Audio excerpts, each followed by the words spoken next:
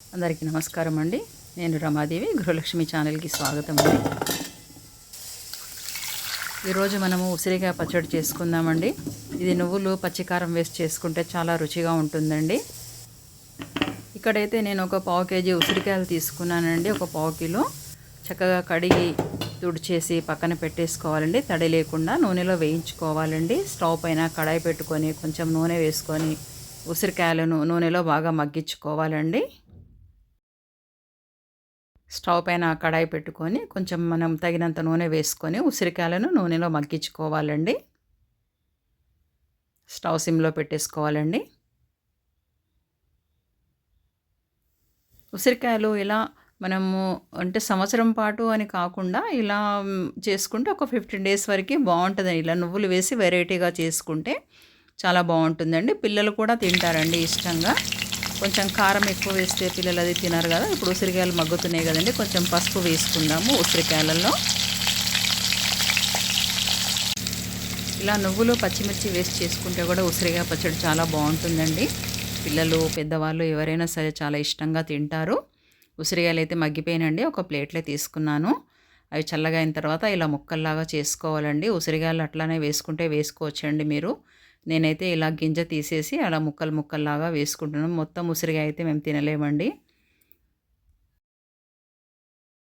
ఇప్పుడు నువ్వులు వేయించుకోవాలండి. ఇక్కడ ఒక పావు కేజీ ఉసిరికాయలకి నేనైతే ఒక కప్పు నువ్వులు తీసుకున్నానండి. ఒక కప్పు నువ్వులు, ఒక 50 గ్రాముల పచ్చిమిర్చి వరకు అయితే తీసుకున్నాను. నువ్వులను వేయించుకొని పచ్చిమిర్చి కూడా కొంచెం నూనె వేసుకొని వేయించుకొని గ్రైండ్ చేసుకోవాలండి వాటిని. నువ్వులు వేగిపోయినాయి, పక్కన పెట్టేసుకుంటున్నాను. పచ్చిమిర్చి కూడా వేయించుకున్నాను. ఇప్పుడు గ్రైండ్ చేసుకుందామండి. నువ్వులు పచ్చిమిర్చి గ్రైండ్ చేసుకోవాలండి. అట్లనే ఒక 2 ఎల్లిగడ్డలు కూడా పొట్టు తీసుకొని అవి కూడా వేసుకొని గ్రైండ్ చేసుకోవాలండి. కొంచెం చింతపండు కూడా తీసుకోవాలండి. ఒక నిమ్మకాయ అంత చింతపండు. మీరు ఇంకొంచెం ఎక్కువ తింటా అంటే ఎక్కువ కూడా తీసుకోవచ్చు. నువ్వులు, పచ్చిమిర్చి, వెల్లుల్లిపాయలు, చింతపండు, ఉప్పు వేసుకొని మంచిగా మెత్తగా గ్రైండ్ చేసుకోవాలండి. గ్రైండ్ చేసుకొని పక్కన పెట్టేసుకోవాలి.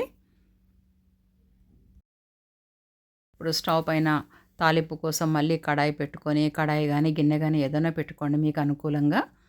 తాలింపు గింజలు వేసుకోవాలండి. వేసుకొని మనం ఏదైతే గ్రైండ్ చేసి పెట్టుకున్న ముద్ద ఉంది కదండి, నువ్వులు, పచ్చిమిర్చి, ఎల్లిగడ్డ, చింతపండు చేసుకున్నాం కదా, అది నూనెలో వేసుకొని వేయించుకోవాలండి.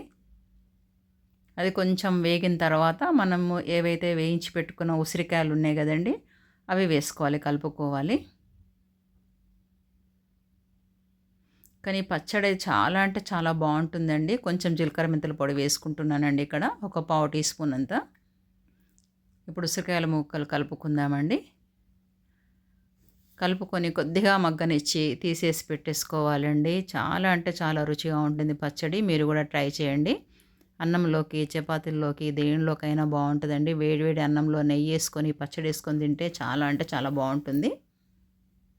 నేను చేసిన పచ్చడి మీకు నచ్చినట్టయితే ఉసిరికాయ పచ్చడి లైక్ చేయండి, షేర్ చేయండి, సబ్స్క్రైబ్ చేయండి. థ్యాంక్ యూ అండి.